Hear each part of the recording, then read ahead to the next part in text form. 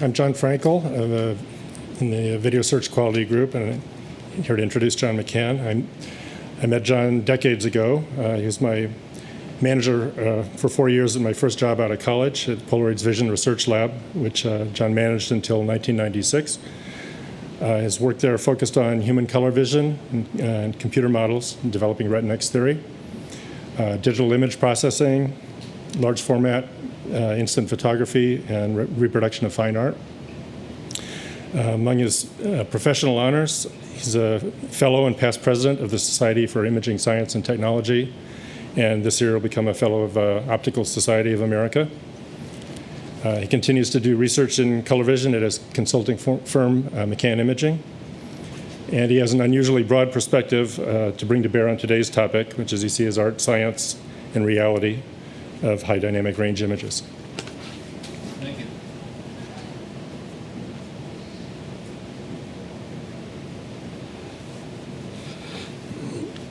I went to a meeting about the same time that John was in our lab, and had a wonderful, the organizer of the meeting told a wonderful story, and the story was that this young man went to a meeting and presented his paper, and he thought that this was a very special paper and it was great new work, and he expected to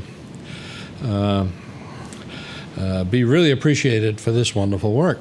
So he gave the talk, and the talk went well, and people were polite, and, but he was kind of disappointed. So he saw this old professor sitting in the back of the hall, and he asked the professor, well, I don't get it. I thought that this was good work. I expected people to be enthusiastic about it. And the professor says, oh yes, it was a very good talk. It's a very nice new idea. But of course it won't work. And that's why people didn't appreciate it. So he went back to the lab and spent 10 years in the lab and came back, gave a second paper. This time he showed unequivocally it worked. It worked very well. But he got the same response. However, the professor was still in the back of the room. He went and talked to him, and the professor said, well, yes, you showed that the idea does work. But of course it's not relevant. So back to the lab again, another 10 years, comes back the third time, gives a brilliant paper on the relevance. He answers the same result. Goes and sees the professor again, this time kind of dejected, and asked the professor, well, what's the matter? I said, oh, well, you showed it's relevant, but of course it's not new. HDR is one of these topics that has become of considerable interest these days in not only the capture of information, but the display. And so this is a talk that, first of all, I wanted to mention a number of my colleagues and mentors through the years. Most of these are Polaroid, but many of these are Polaroid companies other than Polaroid. The talk measures how large is high dynamic range imaging, what's the history in painting, and also in photography. There's some things that I didn't know until I started poking around in some of the old books. But the special interest on spatial image processing, because that, to me at least, is the key to high dynamic range imaging. Now, it must be a big topic in imaging. It's there in Photoshop. You can take your pictures and convert them into a HDR image. It consists of having what in photographic parlance would be an overexposed image, an underexposed image, and you synthesize out of that an image that doesn't lose information in either the highlights or the shadows. A lot of the current interest is the result of a fine paper by Devak and Malik, and they have in it a famous picture of the chapel at Stanford. It uses multiple exposures, multiple times. It recovers scene radiances at all pixels from the camera digits. And what was new about this picture, it wasn't so much the idea of multiple exposures, because in fact you can find loads of precedents for that. It was the idea that you're actually capturing seen radiances or seen luminances. And in fact, there's a recent journal special publication on high dynamic range imaging. In the call for papers, it says high dynamic range, HDRI, is an emerging technology in which the potential to bring a new revolution in digital imaging. In HDRI, the images record the actual color and dynamic range of the real-world scene rather than the limited gamut and dynamic range of the monitor or other reproduction media. So there's this wonderful brave new world kind of feeling to the whole thing. It was almost exactly 2 years ago, I was giving a paper down in San Jose at the Electronic Imaging Conference and heard a paper by a young man who assured me that his digital images were the accurate record of 6 log units of information from the world. So after the talk, I went and had lunch with him and said, now, how do you know that you've really got 6 log units? Because there's a dirty little secret. If you work for a camera manufacturer, you know that lenses are quite terrible in terms of their properties of stray light. You get a beautiful sharp image, but it isn't necessarily the contrast image that you would like it to be. So I said, don't you really want to measure the actual range before you make the claim of the 6 log units? And he said, well, I tried for a while, we exchanged emails, but the application of Weber's law of the right way to see these 6 log units overcome any interest in this sort of mundane calibration. I did, however, persuade a colleague from the University of Milan, Alessandro Risi, and we have been doing a number of papers since then that are just basically good old-fashioned calibration.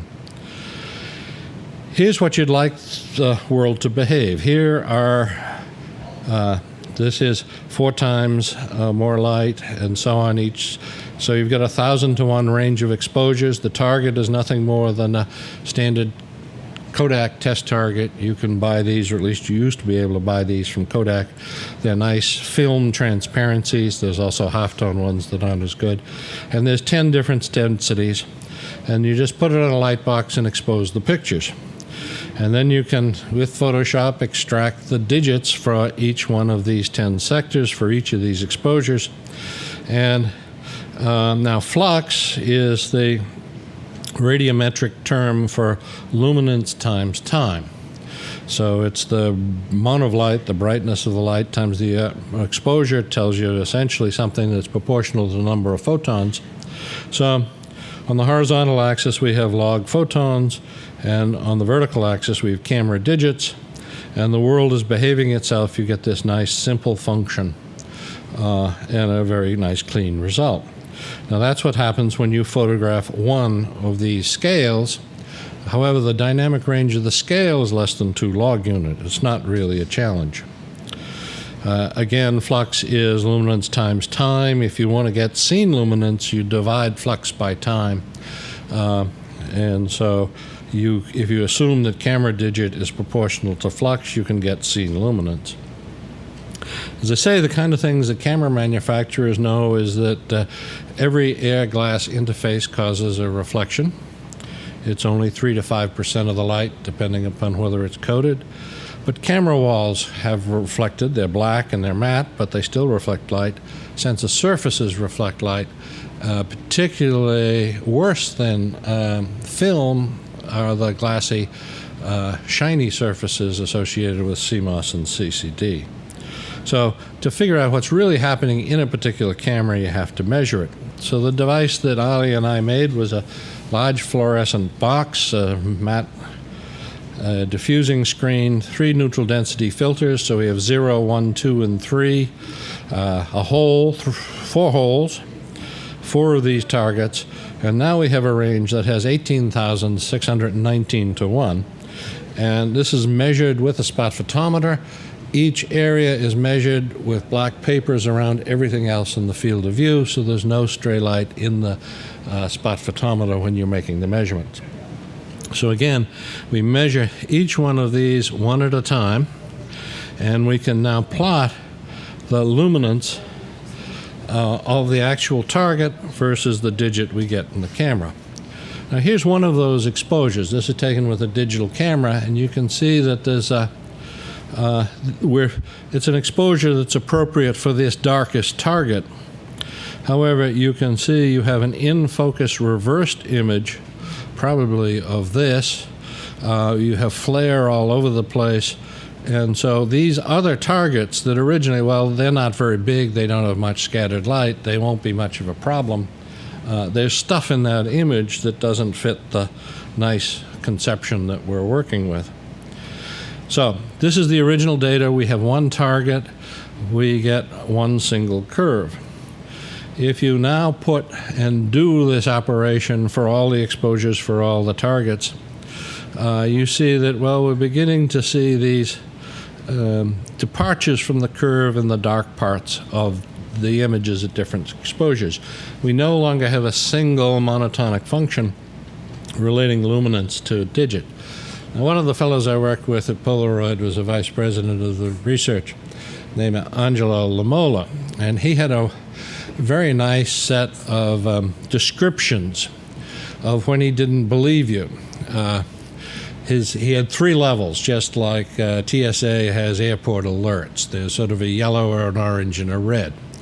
The yellow alert was when he didn't believe you. He said, well, let's do a sanity check. The orange alert was, well, you've gone nonlinear on me. Now, this data fits the orange alert. This is nonlinear. This is a problem, and this was supposed to be the control, because what we said is, well, we won't use any flare from the background because we've got this half-inch thick opaque screen covering all the holes.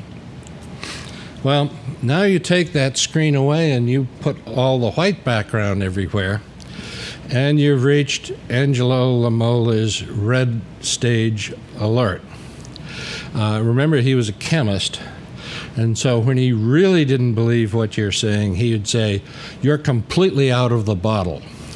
And so this data is completely out of the bottle. There's no way that you can take this data and get back to the luminance of the scene in the world. The flare is just over, flare or veiling glare, just completely overwhelming the situation. Now, in fact, HDR imaging is complicated twice because every camera has some measure of glare, but also when we look at it, there's more glare in the human eye than there is in a photographic camera.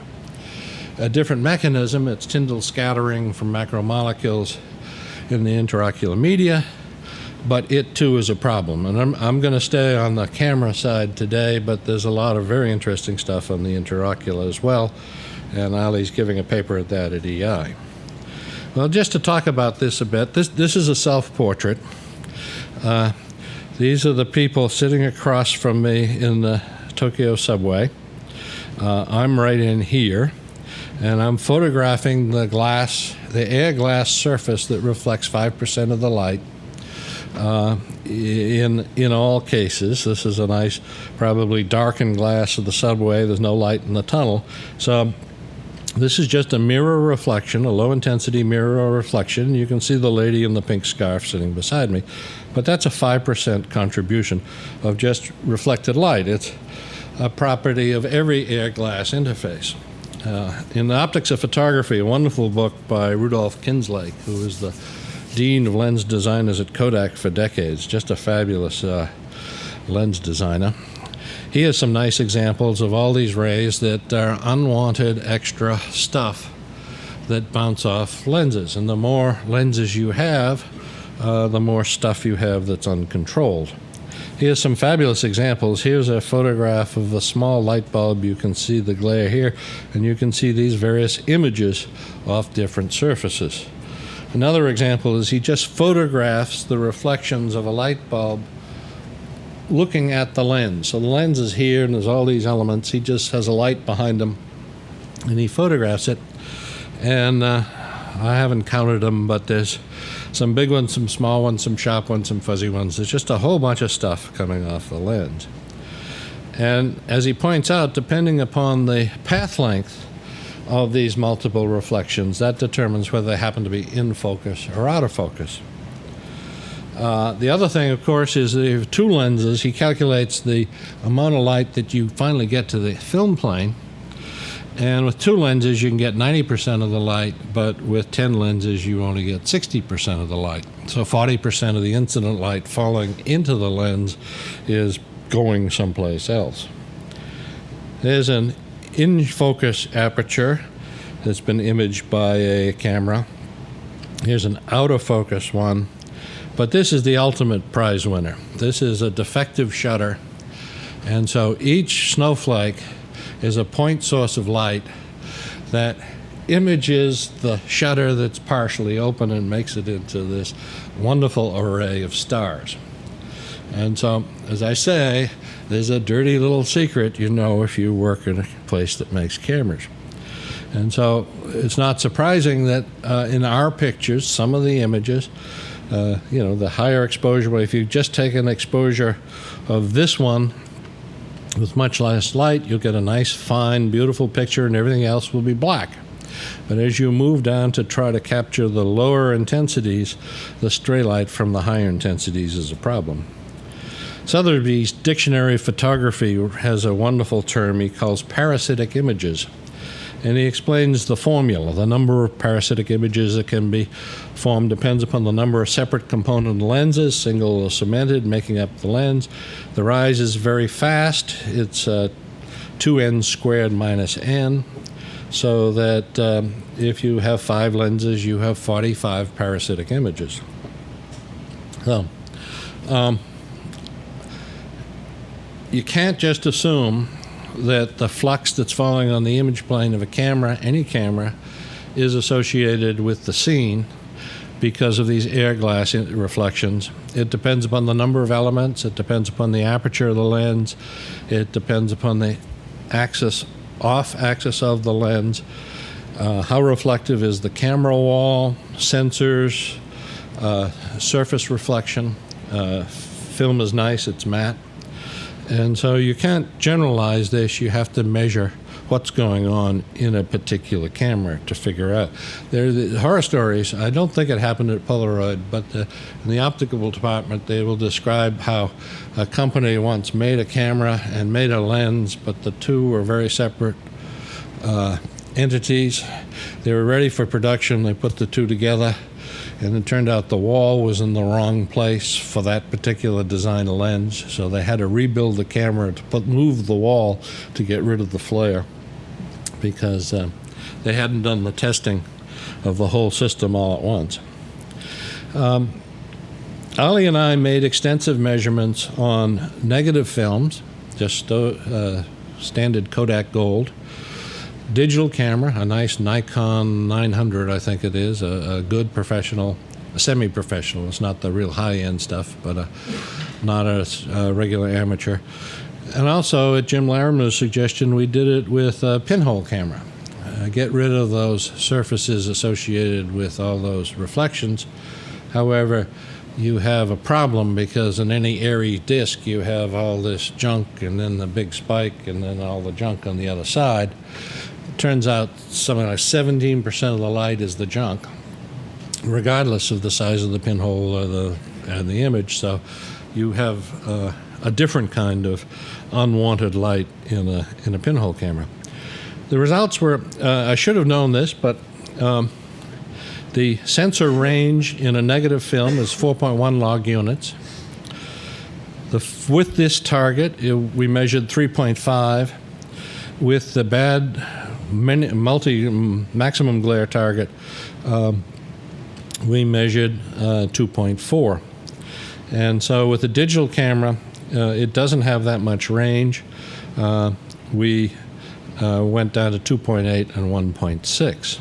So in fact, we were able to measure more information from a single shot of a negative than from all these multiple exposures with a digital, or with multiple exposures from a film camera. So why is negative better? Well, a couple of reasons. First of all, it will depend upon the scene. You have to be careful about that. 35 millimeter cameras are bigger.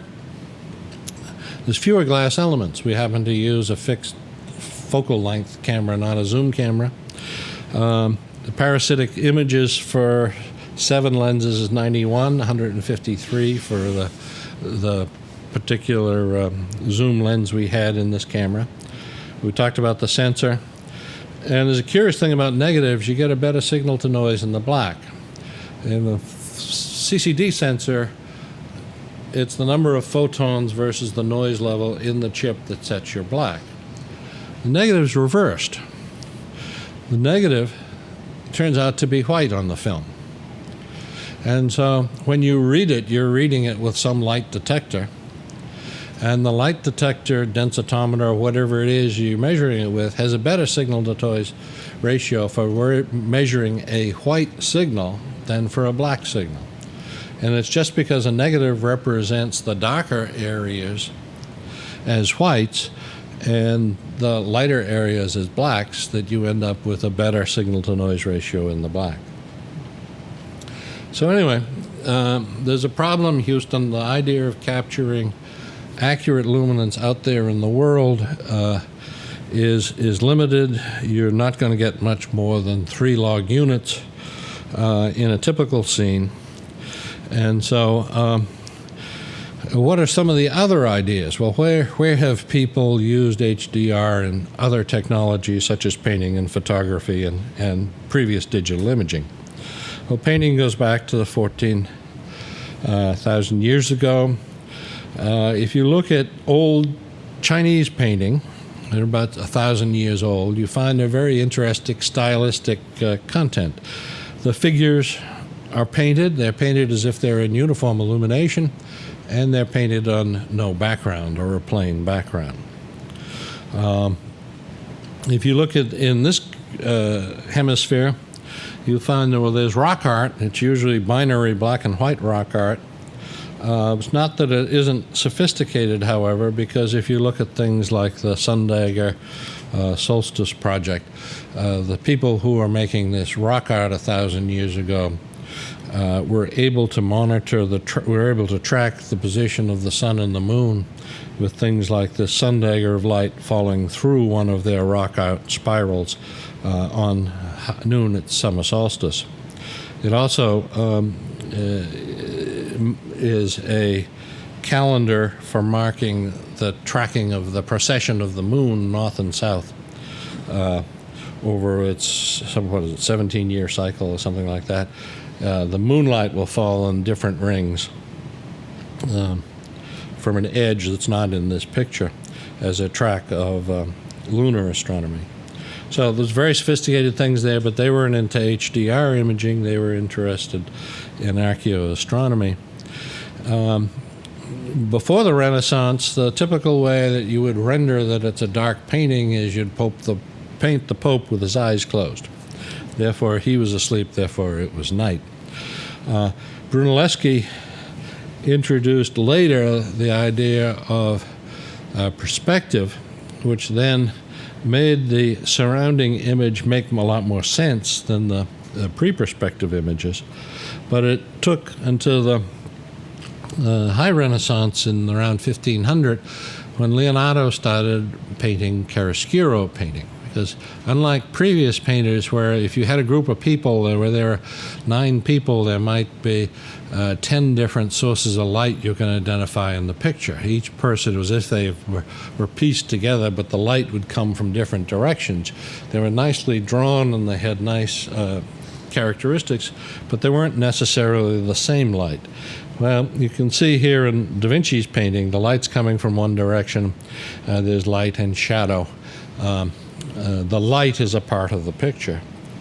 The technique wasn't to capture and reproduce high dynamic range, but to capture the high dynamic range scene and reproduce it on a low dynamic range media.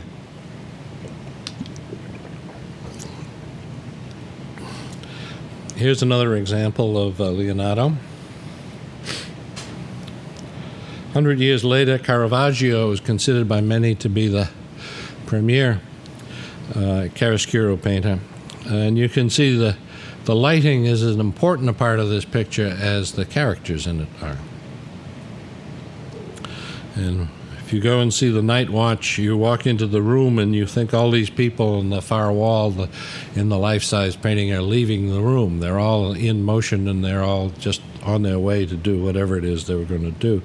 But again, light and shade is a very important part of that. My favorite, however, is Van Honhurst, The Childhood of Christ in 1620, because here he portrays the light from a single candle and has 4 separate portraits spread throughout the room. And you can see that you can see a noticeable difference in the appearance of each one of these skin tones. So he didn't remove totally the effect of the illumination and the portrayal. He moderated the 4 images so as to produce what it would look like if you were there in the room. Now we can take the target we've already described. It has the 16,000 to 1 dynamic range, and we can ask observers what they see. So this is the 16,000 to 1. The observer, and everything else in the room is black. The observer is asked to find the brightest thing in the field of view, the thing that looks the best white. Call that 100. Find the thing that looks the darkest in the room. Call that 1. Now find something that has a value of 50.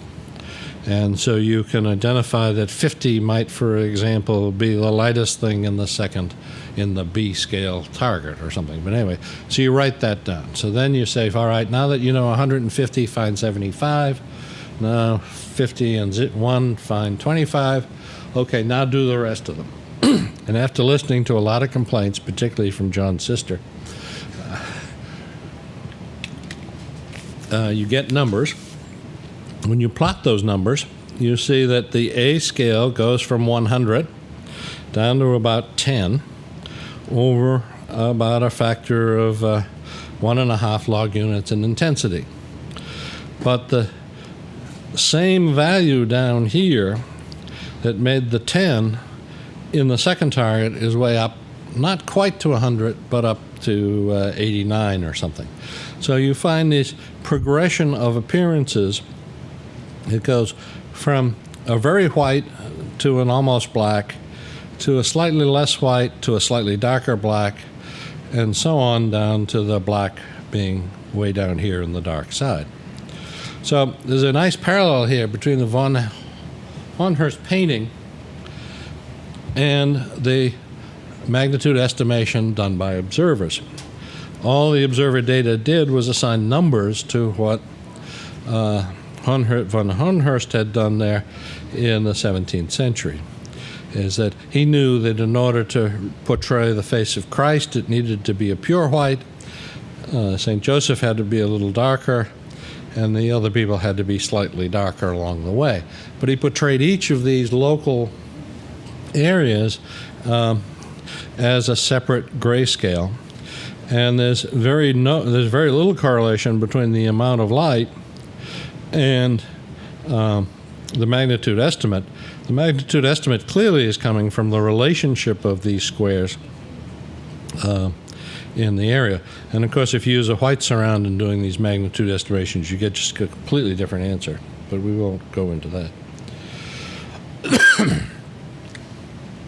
Photography has a wonderful history. It is most dramatic in the 1800s. Over a 25-year span, it went from the very first imaging to commercial products. It was true both of the daguerre, the daguerreotype, and also of the wet collodion plate, which is sort of the positive-negative system that people use today. This is Fox Talbot's first successful surviving silver salt image. It was out a window at Laycock Abbey near Bath in England. That's the Abbey. Daguerre announced to the public and got a pension from the French government for describing all the details of daguerreotype photography in 1839. We don't use it much today. The mechanism for developing the silver is to expose it to fuming mercury at 60 degrees C. So there's not a popular process today. The images are fabulous. This is one that has a little hand painting on it. Very low grain, very stable. They apparently will last forever, just as long as you put your fingerprints on them. In the 1880s, a group, a pair named Herder and Driffield, started to measure the science of photography. This is from Herder's notebook, where he plotted log exposure versus density. And this is the first plot of such thing. And it's an entire field called sensitometry. And Herder and Driffield have done some really fabulous work. It was inspiration to Mies, the later became director of research at Kodak. We'll talk about him some more.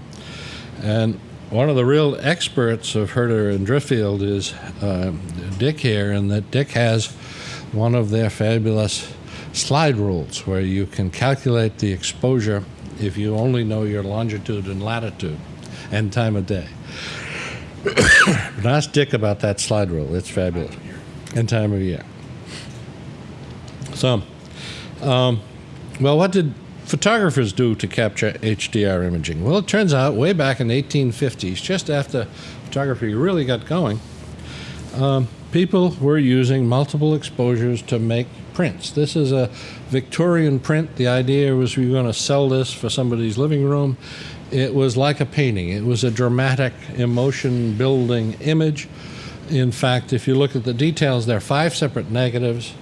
These were 5 actors. The negatives were superimposed and also cut and placed next to each other. It was a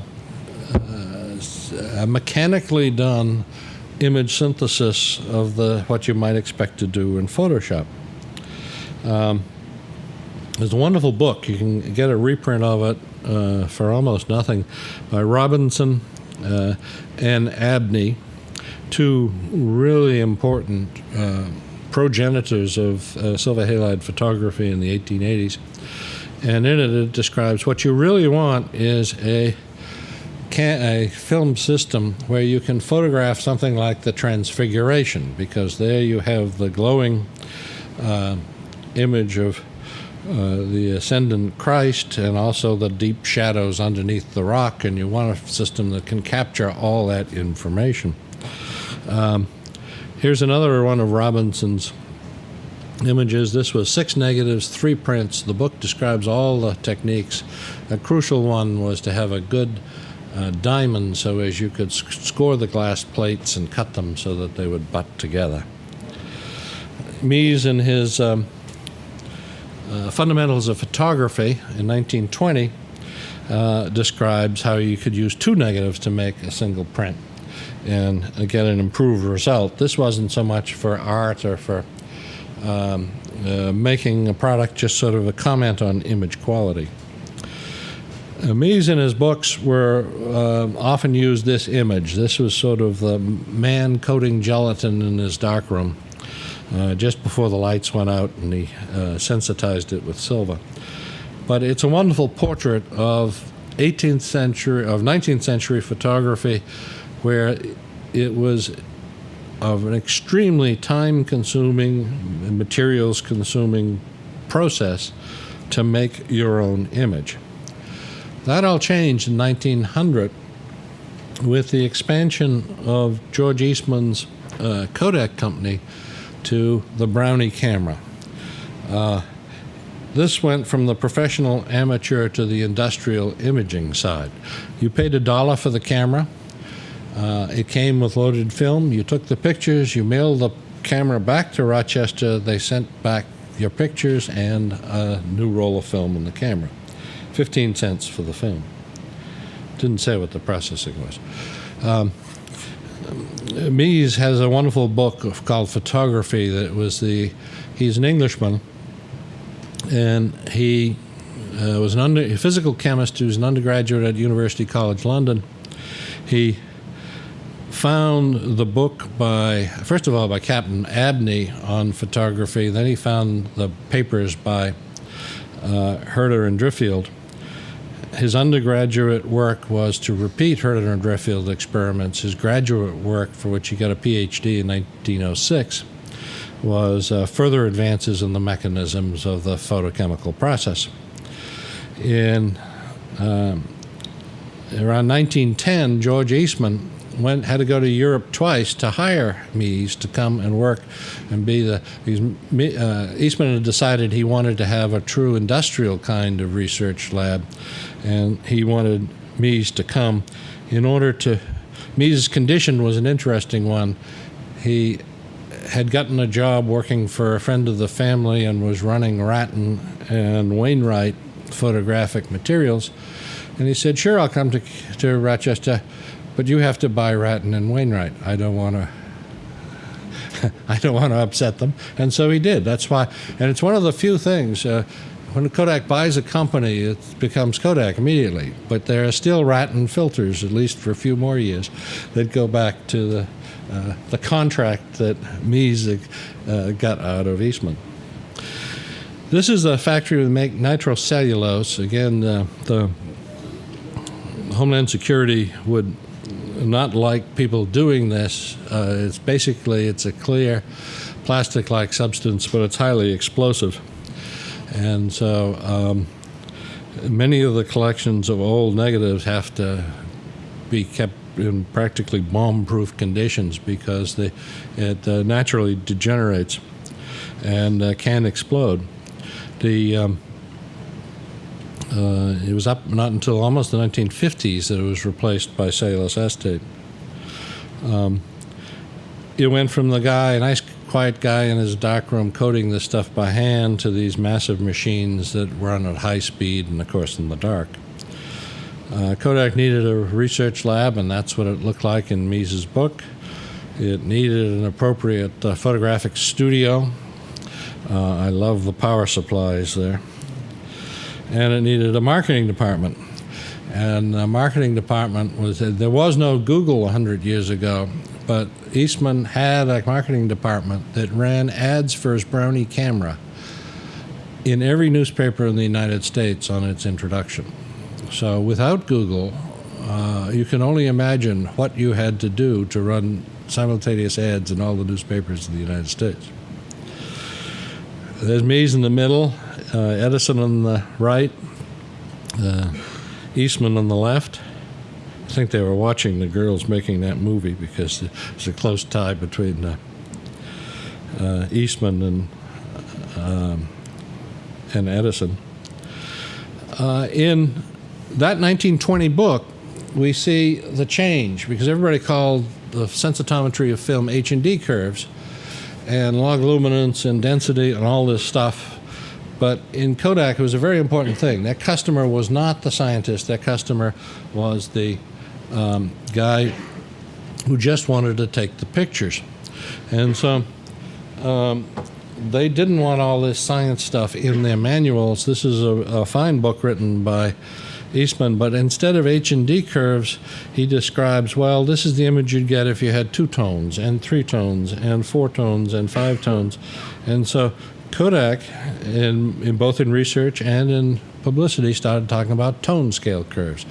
And you still find it in terms of the papers on digital HDR imaging. Everybody's looking for the perfect tone scale. And it was, as far as I can figure out, Mies in 1920 who made the transition from the scientific term of H&D. Now, why did tone scale become so important? Well, these are the fellows who've made color film as we know it. These are Menas and Gagowski.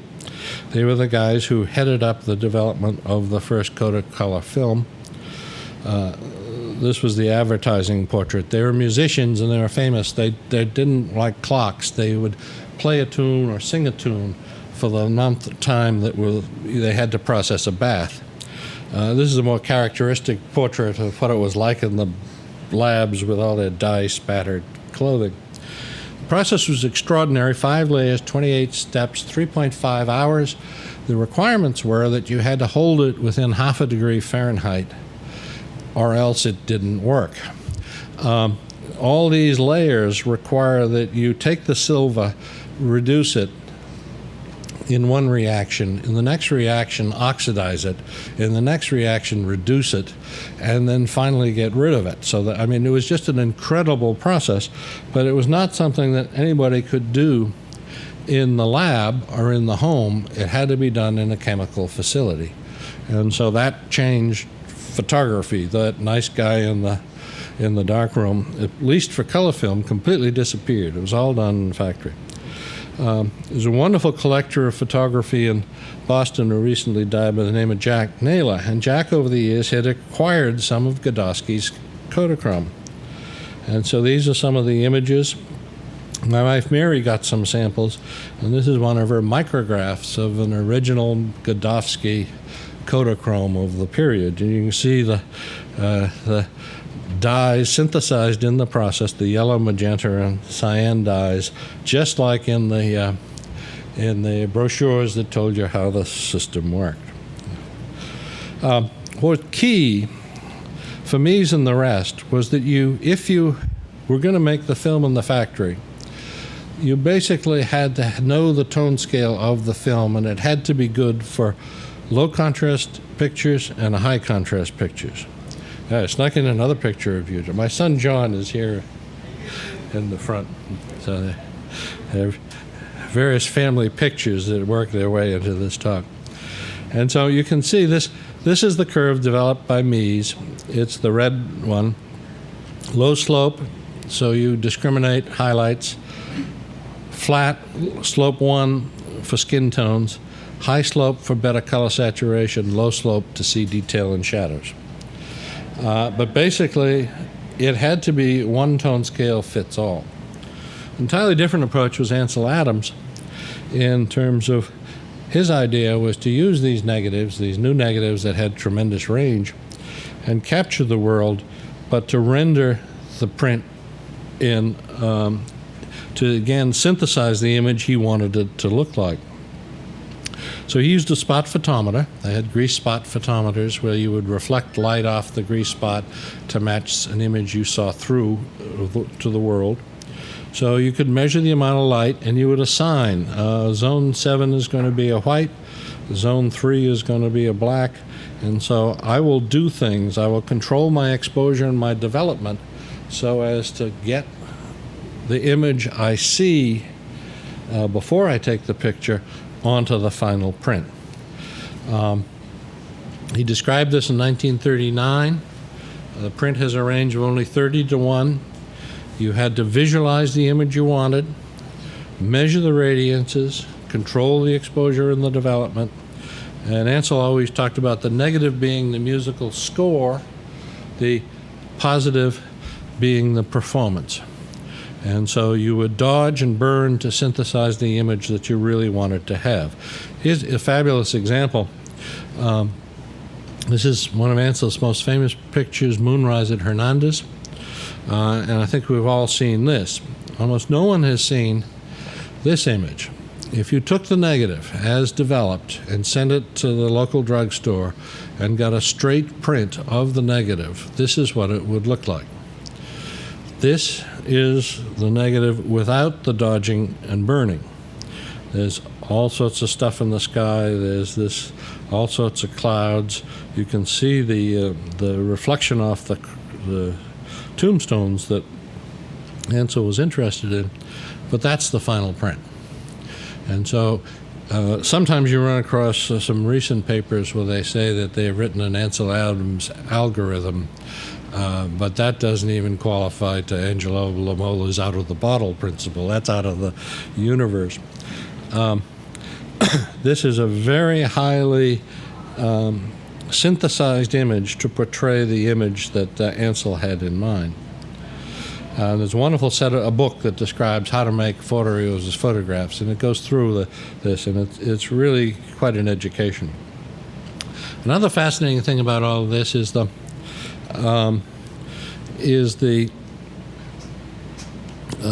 film response. Polaroid film had a very narrow dynamic range, so there's very little you could do to adjust it.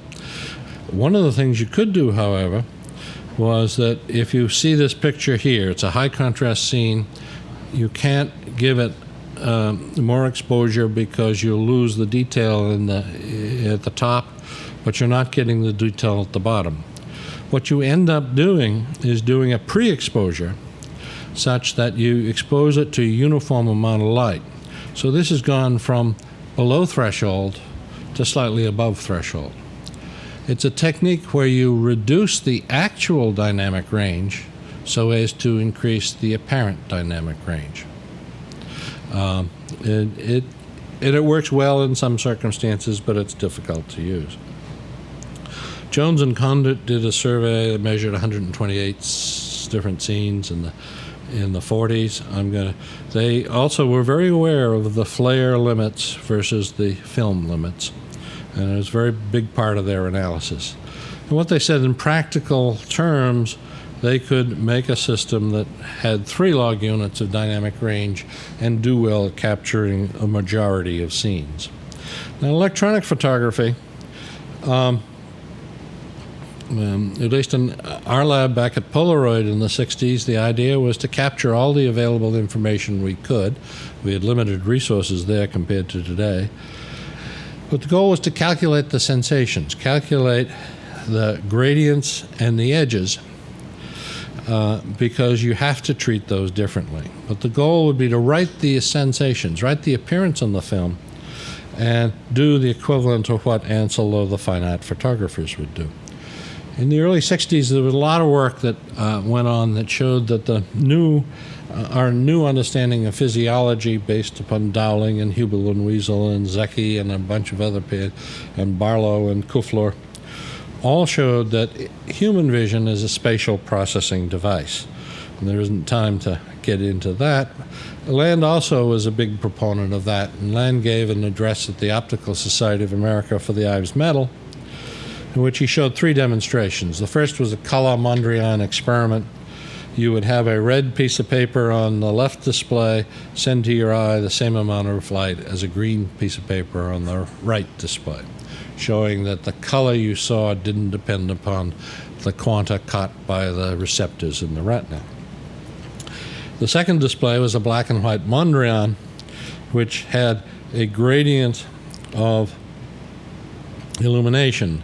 There was a lot of light here on a black paper and little light on a white paper at the top. You could show with a meter that exactly the same amount of light came from both, and that the eye didn't care. The one at the top was light and the one at the bottom was dark. This also gives you a chance to look at this edge, because we just look in this little piece. We can see we have an edge here, and that edge, that one there or that one there, is 160 to 200. That's a big change in appearance. But if you also measure up this way, you see you have the same change in luminance, but almost no change in appearance. Humans see edges. Humans tend to ignore gradients. It's a very fundamental thing, so you want to make an algorithm that is responsive to those ideas. The algorithm that we developed was one where we had a ratio to make local comparisons, a product that took the ratio from different places and multiplied them together to establish long-distance interactions. And so the ratio of this times the ratio here times the ratio here would give you a product that would relate the top area to the bottom area and give them a different answer, even though there's some amount of light here and here were the same. There are various patterns along the way that detail that. And there was the third thing in the lecture was this display. In fact, it was the first digital image processing high dynamic range system, and it was done with analog electronics. It consisted of a target here, which was this wheel, a movable light, a camera that had in it pairs of photocells driven by an analog electronic circuit that ran this display. In the 1960s, there weren't any digital displays. There weren't even very many analog displays. This was made by having the carpenter shop make up all these components and put a light box. So the actual display was fabricated in the image of the scene out of wood. Or actually, they were fancier. They did it out of lovely sintered aluminum with light bulbs in it, and the electronics drove this device. In the further study of that, we learned that, well, it didn't work quite the way Lan said during the lecture, that there was an extra feature. The electronics happened to have the property that it reset if the value got greater if the product got greater than 100%, it reset. It was an accident associated with the design of the circuit. We played around with that to find out that it was an interesting property, and we kept it. And so then we put in this average to just listen to the response from a number of different computations. So the algorithm is this rather strange. It's not what you'd think about as a spatial frequency filter or stuff like that. We physically made ratios, calculated products, did a reset, and took an average. And so just to go over it again, we have a pair of receptors. We determine a ratio. We know the old product. We multiply by the change we see across these. We reset it, and we average it to be the output. Now what we then did a whole bunch of different experiments measuring what observers saw to try to tune the algorithm to fit, and time just doesn't permit. But this is one of the more interesting ones. We have essentially like an Escher-like staircase that goes nowhere, and it gradually goes up and steps down. Here's a regular staircase. Here's a descending staircase. And someone had said that, well, if you really only see edges, these should all look the same. And by and large, this is lightness plotted vertically versus distance. They almost look the same. There are slight differences. It is interesting, however, that the predictions of the model go up and these steps go up. Even though it is lighter on the left edge than the right edge, the observer tells you it looks darker and the lower luminance looks lighter. So this funny business about the reset, which makes the mathematics unfriendly towards things like spatial frequency filtering, turns out to persistently reoccur as a good thing to do. And this is when John was in the lab in 1975. John was the driving force that got us this wonderful image processing device. We had 512 by 512 pixels. That circuit board is 1 bit. I think it was, I don't know how many. There were 8K chips, I remember all. And so you needed 24 planes of those to be able to drive this imager. Making an image was a challenge. You had to synthesize the image. There was nothing we could capture images with. John and I wrote a patent that I think is a very important one because the first patent on multi-resolution processing. Multi-resolution makes it possible for you to compute large pictures and get an answer in a time that's reasonable. And so this is the Franklin McCann patent it works by making a distance across a space to relate I to X. The next step, you relate C to X. However, C has already been related by A, and so you have this geometric growth of interactions from a linear number of steps.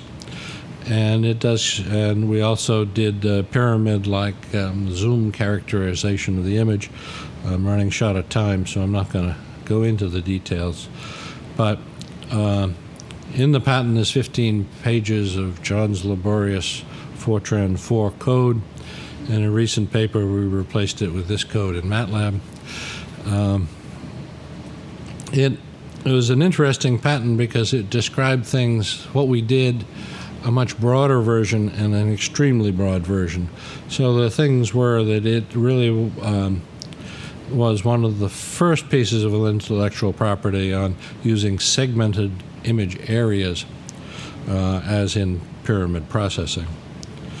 So this is the picture of John here. He doesn't have on his plaid pants today. These were the best I could take with Polaroid photographs. This was a sunny day in Yosemite.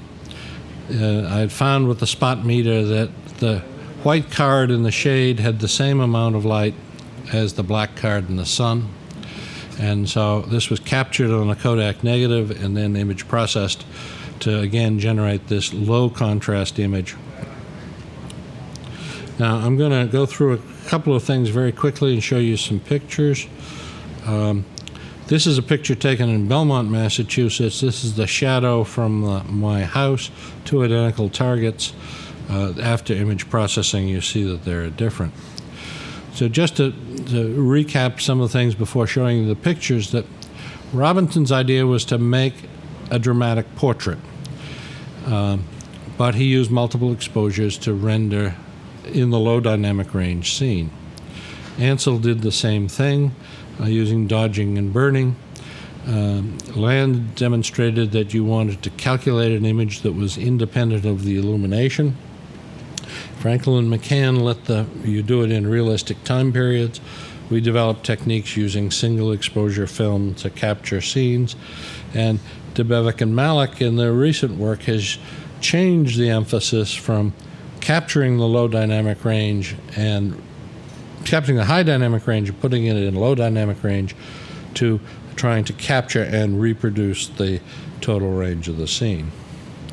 This is an important point because if you go back to using tone scales to reproduce the world, you're going back to the idea that a value in the world determines a unique value in the final output. And that's very different from what you need here. You have the same value from a white and a black. And so if you use a tone scale approach, you have to render those the same. What you want to do is to make this darker and this lighter, but if they have the same input value, you're not allowed to do that. You have to introduce the spatial computation in order to get the full advantage of the information you have. You can see it here, that a film, you can vary the exposure and that move things horizontally, but for every density in the negative, you get a result on the print. If you human vision, a value can be a white or a gray or a black or a red or a green. That fixed input can be any output. And so here's an example. I'm concerned about the time, so I'm going to skip through and go to some of the examples. Here's a tone scale picture done with a computer modeling. The scene is such that if you get a nice picture out of doors and you go in and take this inside, you have a problem because the blacks are too dark. If you do image processing, you can restore the information. Here is another. If anyone would like to see these, as you can imagine, they're on the laptop, but HP got interested in using this technology, and so Bob Sobel was the chief engineer, and he did a Retinex model in a number of cameras. This is an image processed version, but all the rest of these are in fact image processed on Bob's HP 940. It's just a function in the camera. You turn it on or you turn it off. So all these pictures are processed in exactly the same manner. This is the tone scale map. This is what you would get. I guess you can't see it, so you might as well hear me.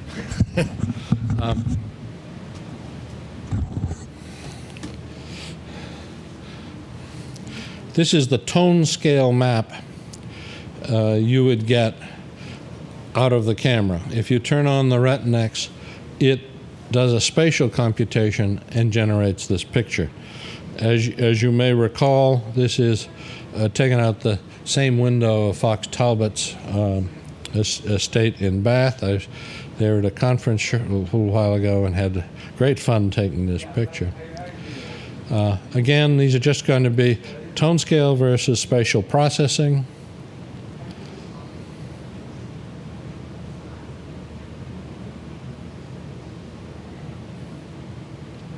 I recommend you come up and take a quick look at these on this display afterwards.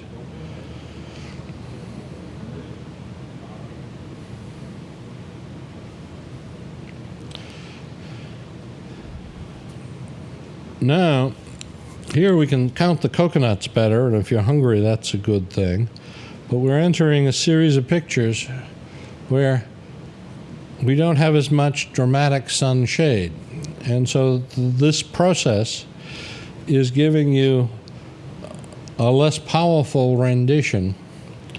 It's not changing the image as much. This process is a scene-dependent process, because if you essentially have a picture that is only a 30-to-1 dynamic range and there's no sun shade, you don't want to do anything to the picture. You want to essentially have little or no processing to it. So the algorithm has the property that it will apply a different spatial frequency filter depending upon the scene content.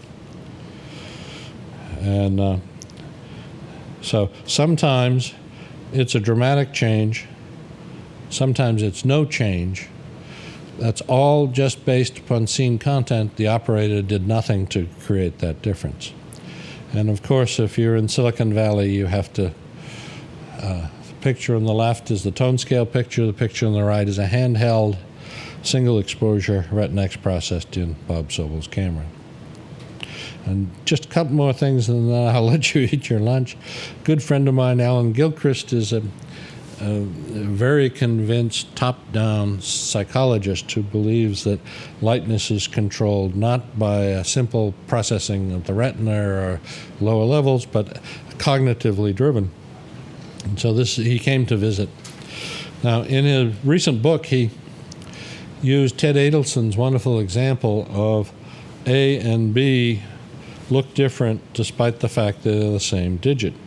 And he claimed that that was the poster image for top-down image processing. Well, I reminded my friend Alan that, well, turns out that's exactly the same experiment as the black and white Mondrian, because it's gradients and edges, and it looks light and it looks dark depending upon where you are in the image. And so that didn't convince him, so I tortured him some more. I got out the IHP camera and I photographed Ted's image on the display. And so I'm in the tone scale mode. The digits that came out of the HP camera were 151, 155.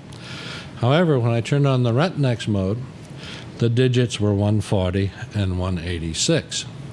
So I said I guaranteed him there was no cognition in the firmware, and that the results were due to low-scale processing. And there's another example of doing this that's fun. There's this wonderful display that psychologists are starting to worry about. Everything's the same except there's a gradient that goes from white to black over this short distance. When you look at it, most people see that the one with the extra gradient looks much lighter. Again, if you photographed it with the Mies tone scale, they are the same. If you photograph with the Retinex camera, the one on the right has a higher value by about 5 or 10%. So the proposal is that high dynamic range imaging is best if you mimic what the eye does, if you do what painters have done, what photographers have done. And unfortunately, if you did capture the entire world and reproduced it exactly, well, it must be a perfect reproduction.